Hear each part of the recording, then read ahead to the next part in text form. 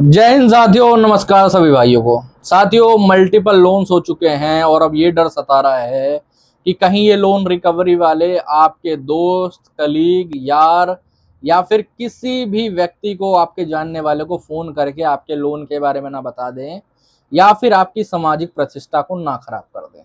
तो आप लोग बहुत ही सही वीडियो में आए हो। आज मैं आपको सारा ही कॉन्टैक्ट लिस्ट अपडेट करने के बारे में पूरी इंफॉर्मेशन देने वाला हूं, पूरा प्रैक्टिकली समझाने वाला हूं कि कैसे कॉन्टैक्ट लिस्ट को चेंज करा जाता है, कैसे लोकेशन को चेंज करा जाता है और कैसे आप लोग बिल्कुल टेंशन फ्री रह सकते हो कि आपके रेफरेंस पे फोन ना जाए, आपकी कॉन्टैक्ट लिस्ट पे फोन ना जाए या फिर आपके किसी भी जानने वाले के पास आपके रिगार्डिंग, लोन के रिगार्डिंग कभी भी फोन नहीं जाए। साथियों, जिन भी भाइयों का लोन डिफॉल्ट होता है, जो भी भरना चाहते हैं, आगे चल के सेटलमेंट करना चाहते हैं, उनके सामने डर सताता है, क्योंकि लोन रिकवरी वाले हमेशा यही डराते रहते हैं कि मैं तेरी कॉन्टैक्ट लिस्ट पे फोन कर दूंगा, ये कर दूंगा, वो कर दूंगा। तो कई लोग ये पूछते हैं कि क्या इसको हटाने का कोई तरीका है। तो मैं बता देना चाहता हूँ, जब से मैंने चैनल स्टार्ट करा है, मैंने इसके ऊपर बहुत सारी वीडियो डाल चुका हूँ इसके रिगार्डिंग, और आज मैंने सोचा एक प्रैक्टिकली वीडियो बनाता हूँ। थोड़ा लंबा होगा, देखो, लेकिन समझ जाओगे प्रॉपरली, ठीक है। तो हमें सबसे पहले तो ये समझना पड़ेगा कि आपने लोन लिया कहां से। जी हाँ, आप लोगों को ये पहले जानना होगा, ठीक है। अगर आपने किसी एनबीएफसी रजिस्टर्ड बैंक या फिर किसी एनबीएफसी रजिस्टर्ड एनबीएफसी से लिया है तो आपकी कॉन्टैक्ट लिस्ट बहुत आराम से चेंज हो जाएगी, ठीक है। बट अगर आपने किसी 7 दिन वाले लोन ऐप से या फिर किसी चाइनीज लोन ऐप से लोन लिया है, ठीक है, तो आपको एक चीज समझनी होगी कि वो लोग अपने फोन से, जो भी उनका सिस्टम होता है, डेवलपिंग सिस्टम होता है, वहां से दोबारा कॉन्टैक्ट लिस्ट अपडेट के बटन को हटा के रखते हैं, ठीक है। लेकिन फिर कई लोग बोलते हैं कि सर ऐसा तो कॉन्टैक्ट लिस्ट हटेगा नहीं, सबको फोन जाएगा ही जाएगा। तो मैं बता देना चाहता हूँ, ऐसा नहीं होगा। आप लोग इसको बहुत ही आसानी से रोक सकते हो। आपको cybercrime.org करके वेबसाइट है, वहां जाकर अपनी EFIR फाइल करनी है उस 7 डे लोन के अगेंस्ट में, ठीक है। और आप चाहे तो स्टेट वाले साइबर क्राइम में भी कर सकते हो और सेंटर वाले पे भी कर सकते हो, ठीक है। दोनों पे कर सकते हो। एक सीएमएस पे भी कंप्लेंट डाल सकते हो आप, और वहां से कंप्लेंट डालने के बाद आप एक लिखित में एफआईआर दे दो, तो वो लोग वहां से बंद करवा देंगे आपकी ये चीज, प्रॉब्लम, ठीक है। आपको कॉन्टैक्ट लिस्ट अपडेट ही करने की जरूरत नहीं पड़ेगी, आपकी वो प्रॉब्लम ही वो लोग वहां से हटा देंगे। तो ना तो आपको दिक्कत आएगी, ना आगे चल के कोई परेशानी आएगी। अब इन पे आ जाते हैं जो कि एनबीएफसी रजिस्टर्ड होती है, आरबीआई या फिर बैंक रजिस्टर्ड होते हैं। तो कई लोगों का कहना यह है कि सर इनको हमारे नंबर मिल कैसे जाते हैं। तो देखो, सीधी सी बात है, जब भी आपने लोन लिया होगा, ठीक है, अब कई लोग बोलते हैं सर लोन नहीं है, क्रेडिट कार्ड है। बट क्रेडिट कार्ड में फोन कैसे कर रहे हैं? तो देखो, ऐसा है, क्रेडिट कार्ड भी होगा, बट बैंक का कोई ना कोई ऐप तो आपके फोन के अंदर होगा ना, आपने उसको खोला होगा, उसमें परमिशन दी होगी, है नहीं। कई लोग ये होता है, बोलते हैं मैंने परमिशन दी ही नहीं। अरे भाई, जब तूने ऐप खोला होगा ना, बिना परमिशन के वो ऐप खुलता ही नहीं, समझ रहे हो। लोग दे के भूल जाते हैं परमिशन वगैरह। तो आपको ये चीज नोटिस करनी पड़ेगी कि आपने परमिशन दी तो उनके पास कॉन्टेक्ट लिस्ट पहुंच गई, ठीक है।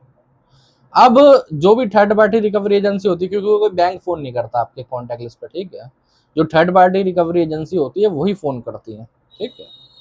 और कई लोग बोलते हैं कि उनके पास कैसे पहुंच जाती है। तो देखो, मैं समझा देना चाहता हूँ कि उनके पास पहुंच जाती है तो उतने ही आराम से आप लोग उन्हें हटा भी सकते हो।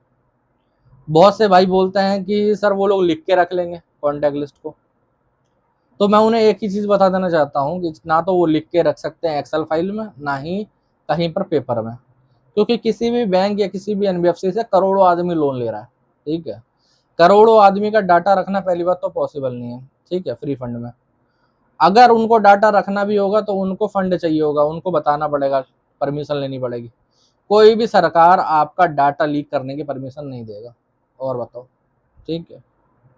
दरअसल होता क्या है कि इन लोगों को आपके नंबर मिलते कैसे हैं, मैं बताता हूँ, ठीक है।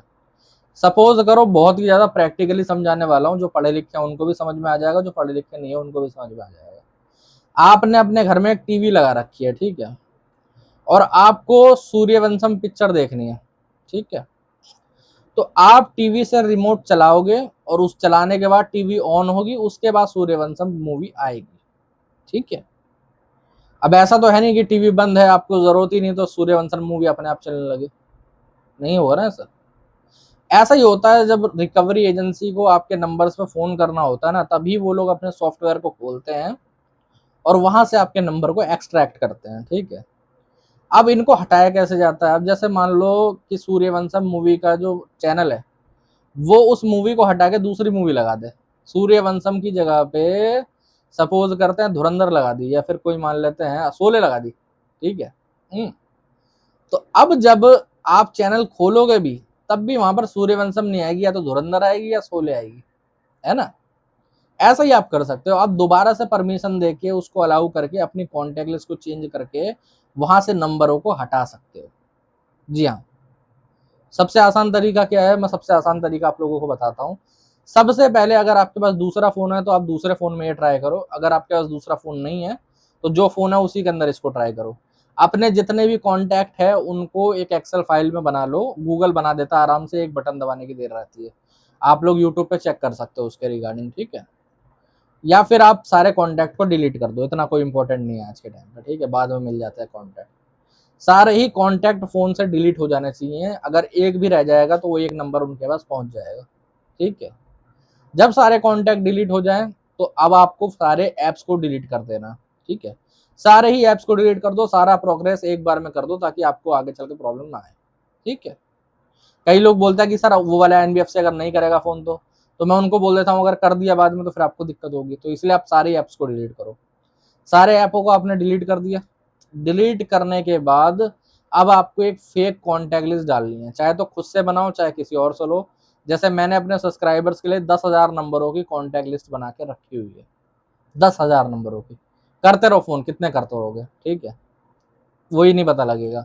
और एक चीज ध्यान देनी है, ये लोग ज्यादातर उन नंबरों पे फोन करता है जिन पे लिखा रहता है मम्मी जी, पापा जी, बुआ जी, ताई जी, ऐसे करके, बॉस, ठीक है, ऑफिस, ऐसा करके चीजें लिखी रहेगी तो ज्यादातर उन लोगों को फोन करते हैं। तो आप लोग उन लोगों के नाम पे नंबर, फेक नंबरों पे ये नाम जरूर लिखें, ठीक है, जरूरी। और आप लोग अगर इन सब मजा लेना चाहते हो तो एक चीज और कर सकते हो, जैसे मान लो किसी रिकवरी वाले ने आपको परेशान करा हो पहले, तो आप उसका नंबर सेव कर दो मम्मी जी के नाम से, ठीक है। अब उस सुअर को हमेशा गारंटी है कि सबसे पहला फोन उसको जरूर जाएगा, ठीक है। तो आप ऐसा करके नंबर डाल सकते हो। अब नंबर डालने के बाद अब आपको क्या करना है कि सारे ही जितने भी बैंक और एनबीएफसी के ऐप है उनको करना है डाउनलोड। डाउनलोड करने के बाद अपना नंबर डालना है, ओपन करना है, परमिशन देनी है, ठीक है। कई बार आपके साथ क्या होगा कि कुछ ऐप ना परमिशन नहीं मांगेंगे, ठीक है। तो आपको ऐसा नहीं करना कि आप परमिशन ना दो, आपको सिंपली क्या करना है, उस ऐप के आइकन पे क्लिक करना है, उस ऐप को दबाना है, उस पर क्लिक करना है, उसकी सेटिंग में जाकर ना मैनुअली वहां पर परमिशन का ऑप्शन आ रहा होगा, उस पे परमिशन दबा के सारी परमिशन को ऑन कर देना है। और कॉन्टैक्ट की परमिशन मोस्ट इंपॉर्टेंट है, ठीक है, कॉन्टैक्ट सबसे इंपॉर्टेंट है, ठीक है।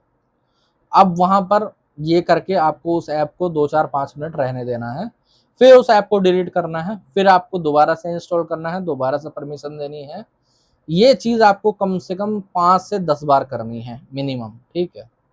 एंड में आपको क्या करना है, ये करने के बाद आप उस ऐप, उन सारे ऐपों को छोड़ देना है आधे 1 घंटे के लिए कम से कम। अगर आपके पास ज्यादा टाइम है तो मैं कहूंगा कम से कम 1 दिन के लिए तो रहने दो, ठीक है। अगर टाइम नहीं है, आपको फोन यूज करना है बाद में, तो 1 घंटे तक ठीक है, कोई दिक्कत नहीं है, ठीक है। 1 घंटे तक या फिर 1 दिन तक उस एप्स को रहने के बाद आपको उन सभी एप्स को कर देना है डिलीट। और मेक श्योर करना है कि उन ऐप को आप दोबारा कभी इंस्टॉल मत करो, अगर दोबारा इंस्टॉल करोगे तो दोबारा कॉन्टैक्ट लिस्ट अपडेट हो जाएगी। और अब आप खुश हो सकते हो, अब आपकी कॉन्टैक्ट लिस्ट वहां से अपडेट हो चुकी है बिल्कुल आराम से, ठीक है। लोकेशन के साथ भी ऐसा ही होता है कि अगर आपको लोकेशन भी अपडेट करनी है तो आप किसी दूसरी जगह पे चले जाओ, जीपीएस को ऑन कर लो और ऐप को अनइंस्टॉल इंस्टॉल करते रहो, और बाद में डिलीट कर दो तो आपका जो लोकेशन है वहां की अपडेट हो जाएगी, समझ गए। इस तरीके से आपके जो ज्यादातर कॉन्टैक्ट हैं वो सारे अपडेट हो जाएंगे, अब उनके पास फेक कॉन्टैक्ट जा चुके हैं, ठीक है। फिर भी कई लोग बोलते हैं कि सर ठीक है सर, कॉन्टैक्ट लिस्ट का तो हो गया लेकिन रेफरेंस नंबर का क्या होगा। तो मैं बता देना चाहता हूँ, रेफरेंस नंबर को चेंज करने का प्रोसीजर थोड़ा अलग है। उसके लिए आपको क्या करना पड़ेगा, उसके लिए आपको आरबीआई में एप्लीकेशन लगानी पड़ेगी, आरबीआई में कंप्लेंट करनी पड़ेगी, और वहां पर सीधे सीधे कंप्लेंट में लिखना होगा कि ये जो नंबर्स हैं अब इनसे मेरी बातचीत बंद हो गई है, ना तो ये मेरे दोस्त रहे ना यार रहे हैं, इनसे मैं अलग हो चुका हूँ और आप लोग इनसे बात नहीं कर सकते, मैं कुछ नए नंबर दे रहा हूँ। अब कई लोग बोलेंगे कि सर नए नंबर मैं कहाँ से लाऊं 4-5 लोगों के। तो देखो, अगर आपका कोई बंद नंबर हो तो उसको दे सकते हो, अगर वैसा भी नहीं है तो आप फेक नंबर उठा सकते हो, कई सारी कंपनियों के फेक नंबर मिल जाते हैं कस्टमर केयर के, ठीक है। उन नंबरों को वहां पर दे सकते हो, वो लोग उन नंबरों को अपडेट कर देंगे, आपके जो रेफरेंस के नंबर है वो भी हट जाएंगे, ठीक है। बहुत सारे हमारे कई लोग हैं जो कि ये भी बोलते हैं सर मैंने करा बट एक अभी भी कॉल जा रहा है 2-4 बंदों को। तो मैं बता देना चाहता हूँ, कई बार तुमसे गलती हो जाती है, वो 2-4 नंबर छूट जाते हैं जीमेल में या फिर कहीं पर, उस वजह से वो नंबर भी उनके पास पहुंच जाते हैं। या फिर कई लोग क्या करते हैं, जो उनका डायलर होता है ना, वहां से नंबर डिलीट करना भूल जाते हैं, तो वहां डायलर में से वो लोग नंबर उठा लेते हैं, ये बात हो जाती है। ठीक है, व्हाट्सअप वगैरह की एक्सेस नहीं रहती उन लोगों के पास, खाली ये डायलर या फिर कॉन्टैक्ट लिस्ट की एक्सेस रहती है। ठीक है, इस तरीके से आप लोग अपनी कॉन्टैक्ट लिस्ट को अपडेट कर सकते हो। ठीक है, आपका थोड़ा घंटे 2 घंटे का टाइम जाएगा, बट आप लोग इसके बाद सबसे ज्यादा फ्री रहोगे। मेरे पास मैक्सिमम जो लोग आते हैं, जो बोलते हैं कॉन्टैक्ट लिस्ट पे फोन जा रहा है, ठीक है, उन पे जब मैं पूछता हूँ कि आपको इतना टाइम हो गया, अपना कॉन्टैक्ट लिस्ट अपडेट क्यों नहीं करी, तो वो यही बोलेंगे कि सर मैंने सोचा ही नहीं कभी कि वो लोग फोन करेंगे या फिर ऐसा होगा। बाद में जब परेशान होते हैं तब उनको दिक्कतें होती हैं इस प्रकार से। ठीक है, और कई लोग और बोलते हैं कि क्या सिर्फ इतना करना काफी होगा, तो हाँ भाई, इतना ही करा जाता है। आपकी जो पहले कॉन्टैक्ट लिस्ट पहुंची थी ना, वो भी इसी वजह से पहुंची थी कि आपने ऐसा करा था। अब जब आप अब करोगे तब भी आपके कॉन्टैक्ट लिस्ट अपडेट हो जाएगी। ठीक है, आपको दिक्कत प्रॉब्लम नहीं होगी। वो लोग कहीं पर भी लिख के नहीं रखते हैं। हाँ, कई लोगों के साथ ऐसा होता है कि 2-4 लोगों को अगर उन्होंने पहले फोन करा होता है तो उनके पास नंबर रह जाते हैं, तो वैसे में आप एक काम कर सकते हो, हर महीने रिकवरी एजेंसी चेंज होती है, जैसे एजेंसी चेंज होगी तो उनमें फोन जाना बंद हो जाएगा।